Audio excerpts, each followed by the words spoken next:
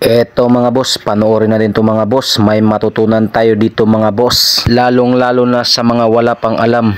Pero kung alam nyo na, skip nyo na tong video mga boss. Good as kas. Paano nga babasahin ang 1 inch dito sa ating steel tip? So sa steel tip natin, 1 inch, ito yung mga guhit natin dito. So bawat guhit is may sukat to. Ginawa natin to para kung may sukatin kayo is alam na ninyo kung ano ang sukat. So dito sa steel tip natin, 0 hanggang 1 inch. So sa unang guhit natin dito, ito yung 132. Sa pangalawang guhit, 116. Sa pangatlong guhit, 332. Sa pang-apat na guhit, ito na yung 18. Sa pang-lima, 532. Sa pang-anim, 316. Sa pang-pito, 732. Sa pang-walo, ito na yung 1/4. Sa pang-siyam, 932. Sa pang-sampo, 516. Labing-isa, 1132. Labing-dalawa, ito na yung 38 natin. Labing-tatlo, 1332. Labing-apat, 716. Labing-lima, 1532. Labing-anim, ito na yung 1/2 natin. So sa labing-pito, 732. Sa labing-walo, 916. Sa labing-siyam, 1932. Sa dalawampu, ito na yung 5/8. Sa 21, 2132. 22, ito na yung 1116. 23, ito yung 2332. 24, ito na yung 3/4. 25, 2532. 26, ito yung 316. 27, ito yung 2732. 28, ito na yung 78. 29, ito na yung 2932. Sa 30 naman, ito yung 516. 31, ito yung 3132. Tapos yung ang 32 natin, ito na yung 1 inch.